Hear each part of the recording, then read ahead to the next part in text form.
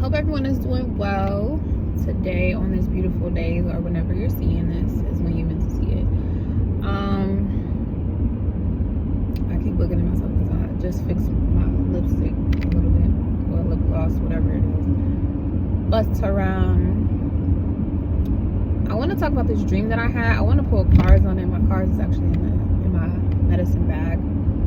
But I had this dream about 3 tigers, and they weren't all in the same place, one place, but they were spread out throughout the place where I was in my dream. And it's certain things that I didn't really recognize about the dream until I started to get through the interpretations of certain things. So a lot of dreams I have lately is me being calm, cool, and collected, and everyone around me is like losing their minds and scared or in deep fear of some type of change. And I'm just like, it's not really that bad. Like, that's how I found myself feeling in my dream. And in the beginning, I had black walnut drops, and what happened was someone was kind of like freaking out about it. Monarch butterfly just flew past, and I was just like, it's just a cleanse, like, and put some drops in the tub. And then I go into the dream where I'm in this house and it's full of all black people, and it's kind of like a party, like people just together. There's people everywhere in this house, and we're in one room, and it seems so much bigger inside than it was on the outside. That might be of some significance, I'm not sure. But what happens is everyone is scared to go in the bathroom, and I kind of view the bathroom as a place of privacy and wonder, mirror illusions, very spiritual place to me. And I'm like, why are you afraid to go in there? And they're like, they don't know what's in there, somebody else was there. So I go to the bathroom, which the bathroom was just a shower. And I open the shower and I look in there and I see what looks like a Polaroid picture to me in my dream. That's how like the picture was. And it was like 3 people in the tub, and they were all dead. Okay, all of them. It was 1 guy and 2 girls. And I saw a little blood, and they were just kind of like sitting up, but they were all kind of spread out a little bit. So I closed it, and I'm like, oh my God, did I just see that? And then I opened it again and only saw one of the girls. The women is still in there. And then as I'm panning from right to left, we're going from physical to spiritual, right? I'm panning from right to left, and I see the girl, and then I see this humongous white tiger just laying there sleeping like a little kitty. And I'm like, oh shit, if anyone finds out about this, they're gonna freak out. So I close the shower door back, because it's sitting up on the shelf of the shower sleeping, and then she's in the actual tub, and there's a little water in there too. So I close the shower, lock the door, and it's a little crack. So I'm like, ooh, he's gonna be able to hear if people start screaming and acting crazy. So I gotta make sure I'm quiet so everybody else don't freak out. Sure enough, everyone freaks out when I tell them, like, it's grown white tiger in the bathroom shower. So it's probably best if we all quietly exit to not wake the tiger. Never mention the dead people that was there and disappeared, or the girl that was still there unalived. And at first they kind of ignore me, and I go outside and I come back in, and there's another white tiger in the building or whatever. And I'm like, okay, y'all, seriously, it's 2 white tigers in here, and they're sleeping while there's so many people in here just being loud and stuff. And then they start to freak out and try to figure out what to do. And I'm like, why don't we just call somebody to come get the tigers? Like, duh. So I go outside to make the phone call. Like, on my way outside, I'm making a phone call with my phone. And only in my dream, I remember grabbing my phone to make the call. And then when I get outside, I see this Land Rover looking truck. It's big, but it pulls up and it backs in through the mud. And I see a lock on the back door. So I'm like, okay, they must be here to get the tigers. So what I do is I continue to go down the steps and I walk around to the left side of the house and go to the backyard. And as I'm walking through the backyard, it's the neighbors on his porch, and there's a tiger sleeping on his back porch while he's just rocking in the chair. And he said, oh, y'all have white tigers over there too?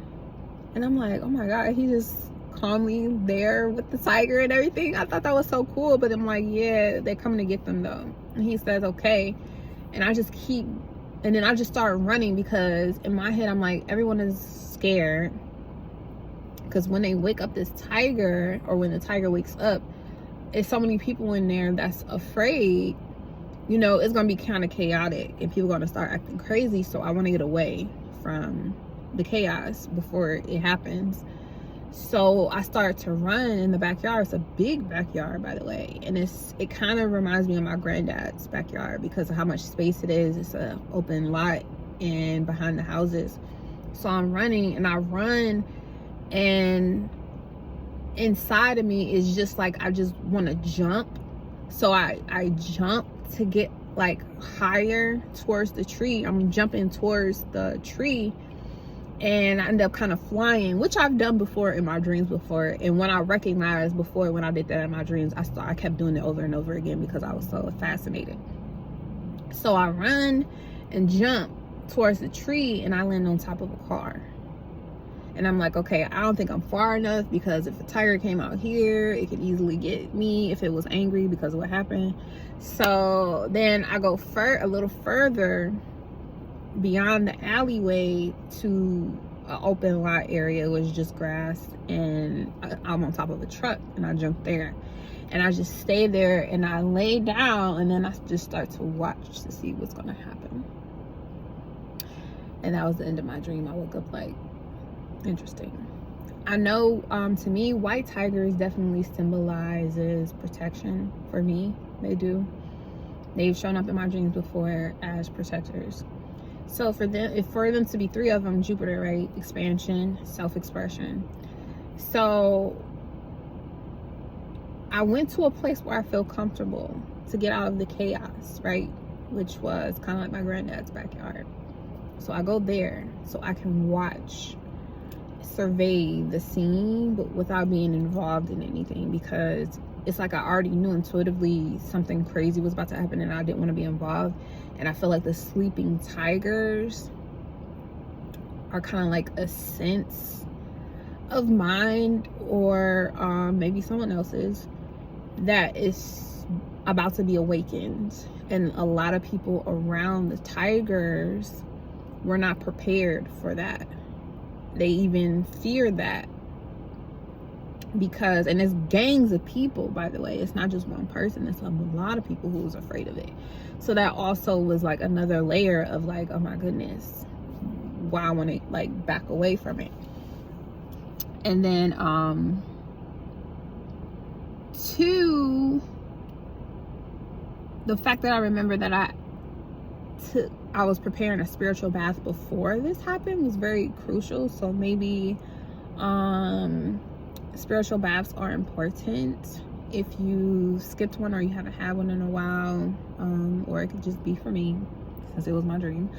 But spiritual baths are a must right now. And then I got on Facebook and saw a shaman talking about spiritual baths as well, so it might be very important to take a spiritual bath in order to awaken that white tiger energy. And then I'm hearing Eye of the Tiger playing in my head.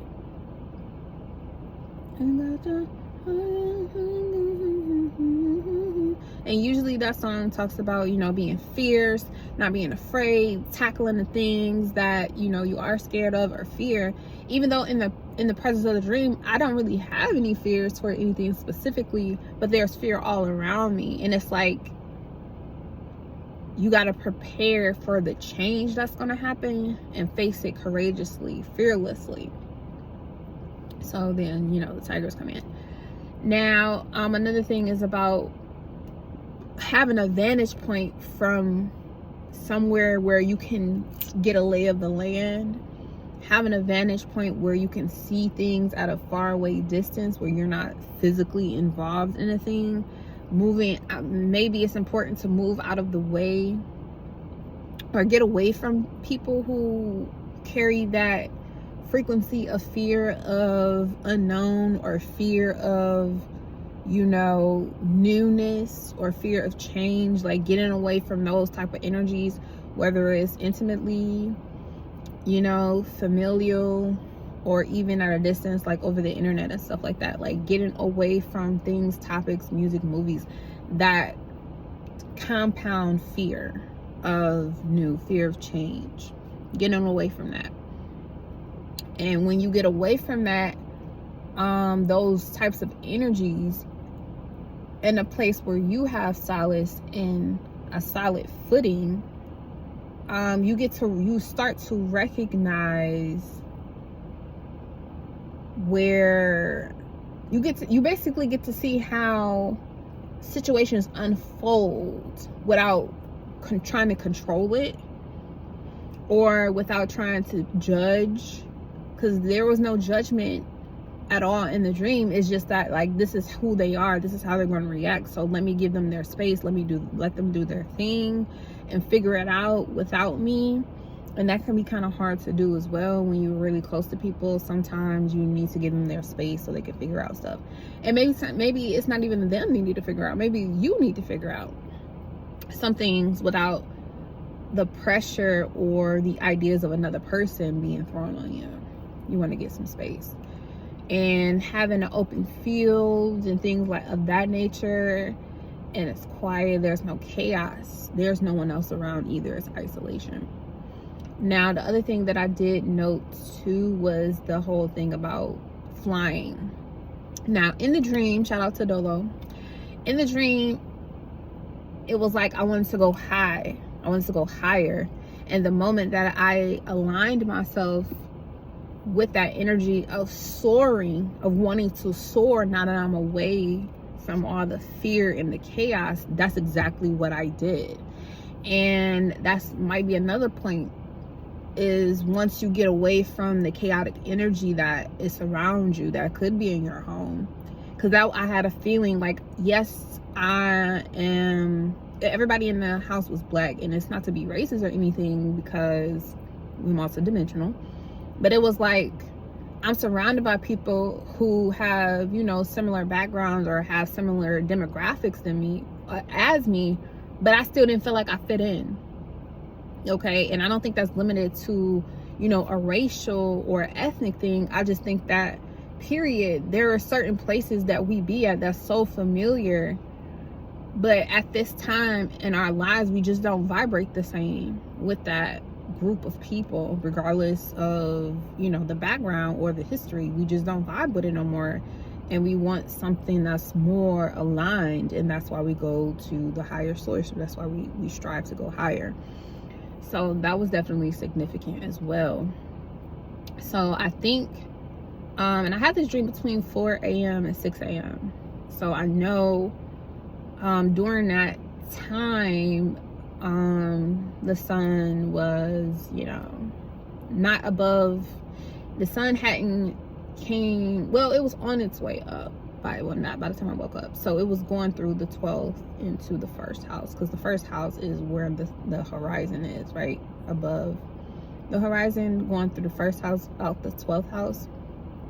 So yeah, it was just like, and then the 12th house is the collective consciousness. So collectively speaking, there's going to be a lot of us one-offs or oddballs that's going to notice, like, we do not mix in the same companies anymore. We do not blend well internally. We see ourselves not blending well with the environments that we're in, and we're going to start to seek out higher vibrational beings and cultures and groups of people and ways of doing and being and places of going that is very different from our past, because there may be parts of our psyche or certain things our third eye is trying to awaken us to, that we may want to converse with these people, but they're just not there.